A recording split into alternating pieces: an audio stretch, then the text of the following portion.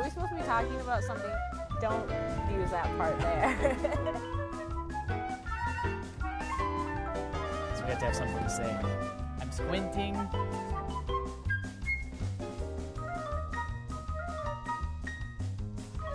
So we just had the 5th installment in our series of teaching with technology, and this time we talked about collaboration.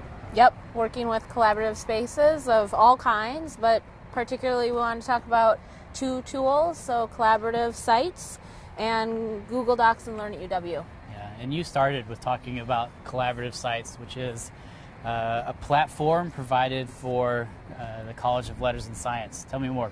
So it's something that we host in LSS. It gives a lot of functionality that you can find in Learn at UW, but sort of broadens that to make it a true collaborative space for the instructor and the students. And you have certain tools like course info, a blog, discussion posts, even some smaller things like status updates that mimic what you can do in Facebook. And it would be a much more informal way for students to talk to each other and collaborate with each other. Okay. Well, what do you mean by collaborate? Like, what are they doing where they're collaborating together? Working on group projects, semester-long group projects, solely on the collaborative sites, and doing all of their pre-work, group work, and even some of their demonstration and presentation of the project on collaborative sites. Talking with each other, discussion posts, discussion threads, commenting on some of the materials that the instructor is working with in class. Like I said, posting little status updates even about, running errands, especially in language classes. It's fun to do that in the target language. So being able to say, hey, I'm at the grocery store and I can talk about it in French or I can talk about it in Italian in a really informal way. And then after that, you talked about Google Docs and Learn at UW, which is another way of collaborating. Yeah, we started out just talking about like what can you use Google Docs for in general. And so we just gave some examples of the type of like group writing you might do.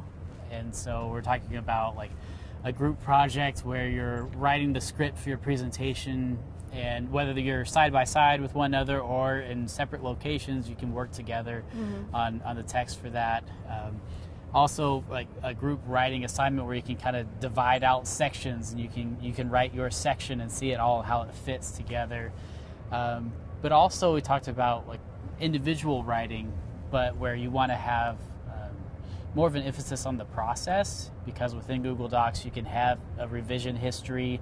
You can also have commenting, so if you invite your instructor to view your draft, the instructor can put comments on that, or even catch you in the chat and you can talk about and get direct feedback.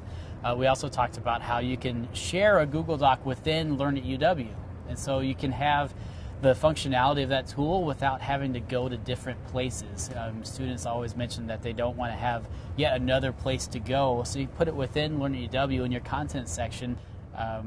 My favorite case, I think, is to put a class bibliography there that everyone can contribute to as they're reading information that's useful and pertinent to the course. You can keep adding to the bibliography as you go throughout, adding as many notes or just references as you need to.